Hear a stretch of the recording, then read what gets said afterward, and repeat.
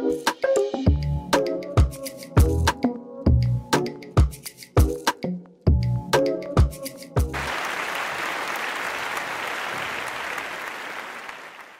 I heard about the TEDx NHHS talk, my first thought was how much I did not want to do this.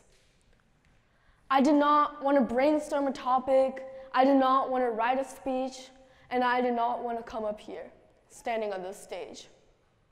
When I learned that this opportunity was optional, I felt so relieved. But guess what? I'm here giving this talk. What happened? Short story, my mom followed the NoHo Facebook page. She found out about this event, and she encouraged me to come and give it a shot. Well, she worked her magic on me, and I'm here now. That's not to say I didn't put up a fight. After a long, grueling argument, just hoping they would let me be, bad analogies about hikes and beaches, and a lot of back and forth, my dad finally had an idea that did seem to resonate with me. Why don't you just talk about this discussion we had? And as I said, I really didn't want to give this talk, and my parents really wanted me to give it my best shot. So, I'd like to share with you the outcome of my soul-searching journey. My older sister has had me practice what she calls suspension every day. While it is tricky to stick to on a daily routine, on the days when I'm sitting down for those 10 minutes of doing nothing, and absolutely nothing except breathing and sitting, I am left with no choice but to think and reflect. Sounds fun, right? I was so excited to do it, but with some convincing, I did it every now and then. But in that boredom, I was forced to think and reflect. And that led me to getting to the bottom of my reluctance of even attempting to write a TEDx-worthy speech. I realized it was anxiety. Anxiety about being ridiculed, the anxiety of failure, and the anxiety of not having anything to say. I was just a lowly 9th grader. I had nothing to share, nothing to add to this event, and nothing to educate about. Oftentimes, we find ourselves in situations where our emotions can control our actions. In Arnold Schwarzenegger's words, this get in the way of conquering life's biggest moments. Research suggests that acknowledging your emotions rather than ignoring them can help you calm down and rise up to the occasion.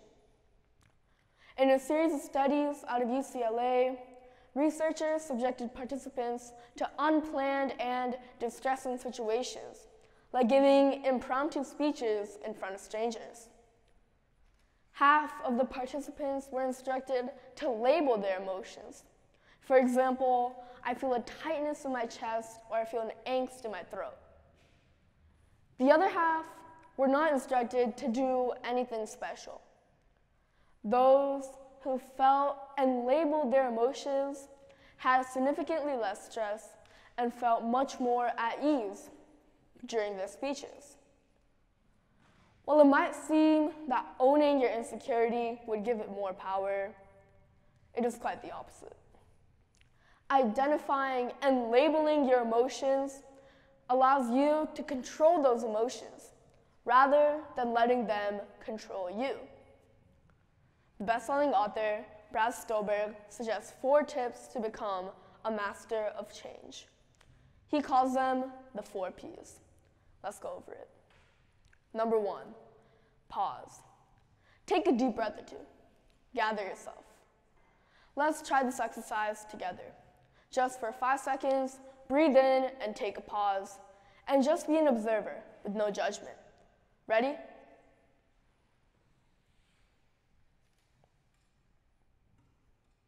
All right. Now, number 2, process.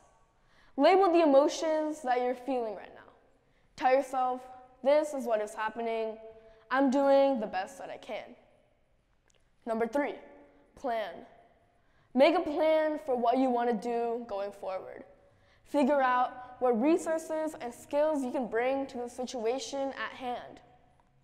And finally, number 4, proceed. Only then take action and proceed. Retrospectively reflecting on my way of coping with my emotions and leading to where I am today, the 4 Ps were what I ended up following, albeit not as intentionally as Steelberg suggested. First, I paused and went into the practice of suspension, which is doing nothing except breathing and thinking. That helped me gather myself. In the process, I was able to label my emotion as anxiety, and I made peace with it. Third, my plan was to overcome this emotion with the help of those around me, writing and prepping to give it my best shot. My resources would be my parents, my sister, and experts in the field. And finally, I proceeded. Here I am, just as I was meant to be. And of course, there were many twists and turns down the path or the journey or the treasure hunt of writing the speech, but eventually, I am here today. Now, the epiphany that I had in this process was that I actually went on the seemingly circuitous mental and emotional treasure hunt to discover that the treasures were all within an easy reach. A bit of encouragement from my parents, tons of support from my sister, and some intentional internal reflection on my part helped me learn more about myself, master my emotions, get over my anxiety, and access this treasure. The best part is, these treasures will not only help me over the next 4 years of high school, but they will turn out to be an essential part of my life skills, which I can access beyond school. I learned that the treasure hunt was not finding one major treasure for the rest of your life, but it can be smaller things like the 4 Ps. It's not an end-all be-all, but tools that you continue to accumulate. To find meaningful treasures in life, I learned to have an open mind and take changes head on. Now, our emotions can consume us. They can completely change our view on things, and learning how to cope with and deal with these emotions is one of the most important skills one could develop. It was an interesting journey for me, starting with arguing with my parents, writing the speech with many obstacles, and getting over my anxiety from this talk.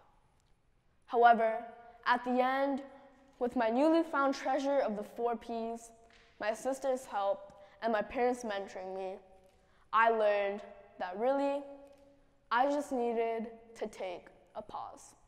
Thank you.